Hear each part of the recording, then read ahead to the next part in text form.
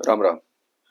ज्यादातर लोग जब कुंडली दिखाने आते हैं तो उनके पास एक सवाल ऐसा भी रहता है कि आखिर हम कौन सा काम करें और कैसा काम करें जिसमें हमें सफलता मिल सकता है। तो आइए इसके ऊपर थोड़ा सा चर्चा करते हैं।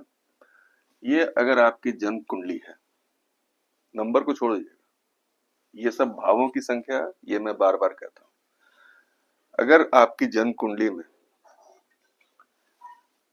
त्रिकोण 1, 5, 9, इसे हम एक तरह से धर्म त्रिकोण भी कहते हैं, और ये अग्नि प्रधान राशियां होती है।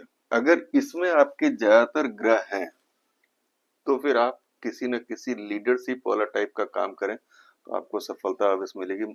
लीडरशिप करने का मतलब दूसरे को निर्देशित करना या आदेश देना, और ये एक तरह से धर्म त्रिकोण भी होता है। ठीक है। अब दूसरा आइए, अगर आपको हम अर्थ त्रिकोण का बात करें, 2, 6 और 10, 2, 6 और 10, ये हो गया अर्थ त्रिकोण। इसमें अगर ज्यादातर ग्रह है 2, 6 और 10 में, आप 9 ग्रहों में से ज्यादातर ग्रह अगर इस भाव में है तो फिर आपको बिजनेस टाइप का काम करने में आपके लिए सफलतादायक हो सकता है, क्योंकि ये एक तरह से पृथ्वी तत्व भी है। बिजनेसमैन एक स्टेबल होता है, जैसे आप कपड़ा का कर रहे हैं तो कपड़ा का कर रहे हैं, या दवाई का कर रहे हैं तो एक स्टेबिलिटी है उसमें, उसमें चेंजिंग होने का कोई चांस नहीं है। तो एक तरह से ऐसा हो गया, ये पृथ्वी तत्व की राशियां हैं। तीसरा, अगर